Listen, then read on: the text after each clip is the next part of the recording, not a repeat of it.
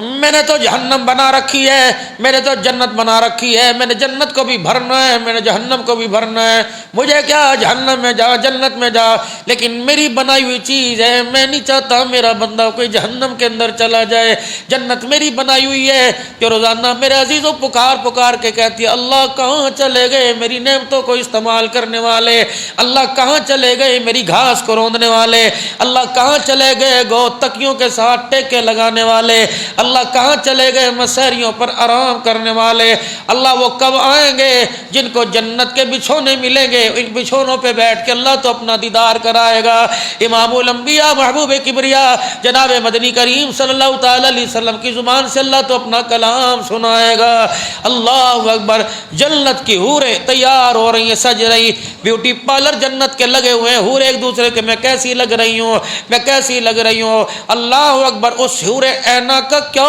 کہنا ہوگا کہ یوں کر کے انگلی نکال دے پورے سے سارا جہان روشن ہو جائے، تھوک دے سارے بر اعظم سمندروں کا پانی میٹھا ہو جائے، یوں کر کے اپنے بالوں کی زلف لہرا دے کستوری عنبر اتنا گرے کہ ساری دنیا بے ہوش ہو جائے۔ وہ جنت کی حور عینہ کہتی ہے کملا تیرے کملی والے کا بلال کب آئے گا، اس سے میرا نکاح کب قرار پائے گا۔ اللہ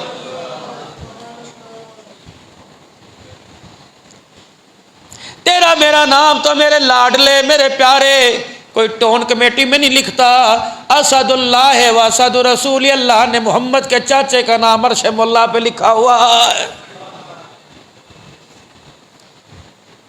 آپ کے میرے نام کو تو کوئی دعوت ولیمہ کے کارڈ پہ نہیں لکھتا۔ اللہ اکبر، حضور کو تسلیاں مل رہی ہیں، کملی والے ہن دھنجو پونج لے، اب تو اپنے آنسوں کو پونچھ لے، ذرا یوں کر کے آسمان کی طرف نظر اٹھا، میں بادلوں آسمانوں کو پھاڑ کر تجھے دکھاؤں گا کہ 11 ٹکڑے والے چچا کو ہم نے کیا اعزاز دیا۔ حمزہ تو اسد اللہ و اسد رسولی، محمد حمزہ تیرا بھی شعر ہے، عرش والے کا بھی شعر ہے۔ یہ جملہ ہم نے جنت الفردوس کے دروازوں پہ نہیں لکھا بلکہ اپنے عرش مولا کے ماتھے کے اوپر لکھ دیا۔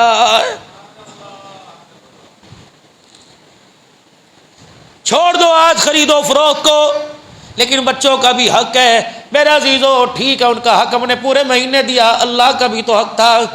کپڑے اس نے دیے، بچھونا اس نے دیا، اوڑھنی اس نے دی، زبان اس نے دی۔ یقین جانو 1 گھنٹے، اب تو سب کے پاس قسطوں کے موٹر سائیکل ہیں،